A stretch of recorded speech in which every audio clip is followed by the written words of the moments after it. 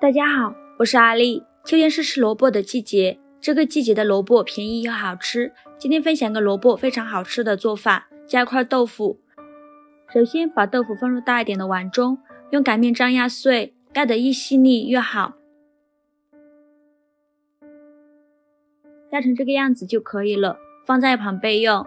再把洗净后的萝卜头和尾去掉，然后用削皮刀把萝卜皮削掉。再用擦丝器给它擦成细丝，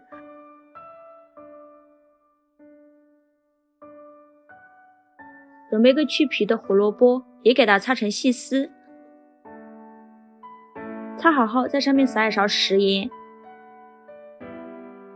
再把萝卜给它切碎，加了盐，在切萝卜的时候把萝卜的水分杀出来。准备块干净的纱布，把切碎的萝卜放进纱布里，用力挤干萝卜的水分，再把挤干水分的萝卜放入豆腐的碗中，准备把洗净后的香菜给它切碎，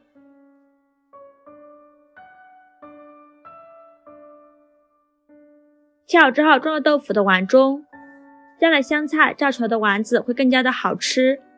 准备2个鸡蛋，将它打入豆腐的碗中，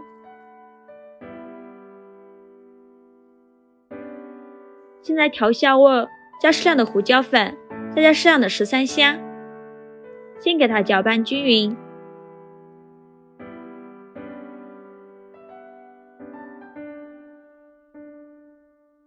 搅匀后加入1勺小苏打，再加1勺玉米淀粉，然后加入100克面粉，面粉起到粘合的作用，然后给它搅拌均匀。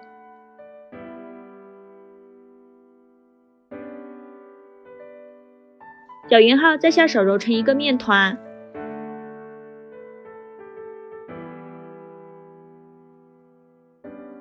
然后就一小块面团，用手捏一捏，再给它搓成小圆球，和乒乓球一样大小的小圆球就可以，把它装入盘中。像这样就全部做好了。锅烧热，多放一些油，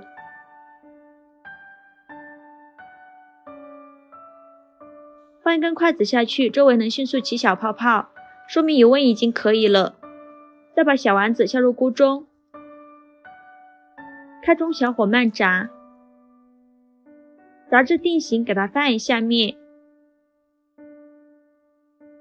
炸的过程中要不停地翻面，防止炸糊了。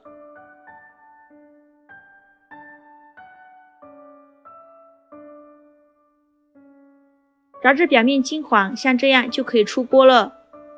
然后给它控油捞出，装入盘中就可以吃了。非常好吃的萝卜丸子就这样做好了。这样做的萝卜丸子吃起来外酥里嫩，虽然是油炸的，里面一点也不吸油，加了香菜和豆腐，吃起来非常的香，做法也是特别的简单。